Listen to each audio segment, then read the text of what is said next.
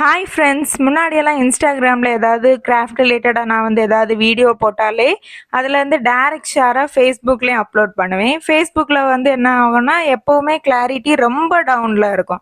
So post போட்டதெல்லாம் நிறுத்தியிருந்தேன். பிறகு ஒரு நாள் இன்ஸ்டாவில் போட்டுட்டு அங்கே சும்மா ஷேர் பண்ணி பார்ப்போம் அப்படின்னு பார்க்கும்போது கிளாரிட்டி அதே கிளாரிட்டியில் அப்லோட் ஆகிட்டு அதுலேருந்து நான் தொடர்ந்து போஸ்ட் போட ஆரம்பித்தேன். தொடர்ந்து நிறைய பேர் பார்த்துட்டு இருப்பீங்கன்னு நான் நினச்சி கூட பார்க்கல. திடீர்னு ஒரு நாள் எஃபியில் தான் என்னோட ஃப்ரெண்டு சோபனா சிஸ்டர் என்ன பண்ணாங்கன்னா, திடீர்னு மெசேஜ் பண்ணி எனக்கு நிறைய ரிட்டர்ன் கிஃப்ட்ஸ் தேவைப்படுது, என்னோட ஹஸ்பண்ட் ஒர்க் பண்ற கம்பெனில மேனேஜர் அவங்க ஆனுவல் டேக்கு கொடுக்கறதுக்காக கொஞ்சம் ரிட்டர்ன் கிஃப்ட்ஸ் தேவைப்படுது அப்படின்ட்டு சொன்னாங்க. அவங்க என்ன ஃபிக்ஸ் பண்ணாங்கன்னா 600 அக்ரிலிக் கீ செயின்ஸ் வேணும் அப்படின்னு கேட்டிருந்தாங்க.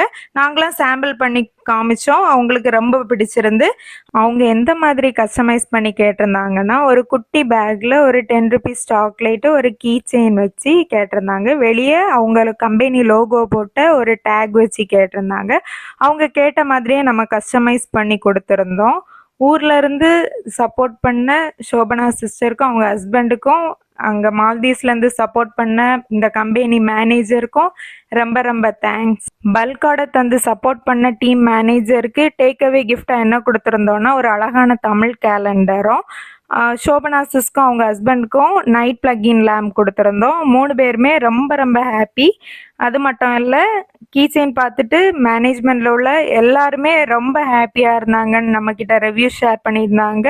உங்களுக்கும் இதே மாதிரி கஸ்டமைஸ் கிஃப்ட் தேவைப்பட்டா என்னோட பேஜை காண்டாக்ட் பண்ணுங்கள். ஆர் ஸ்க்ரீனில் என்னோட நம்பர் கொடுத்துருப்பேன், காண்டாக்ட் பண்ணுங்கள். தேங்க்யூ.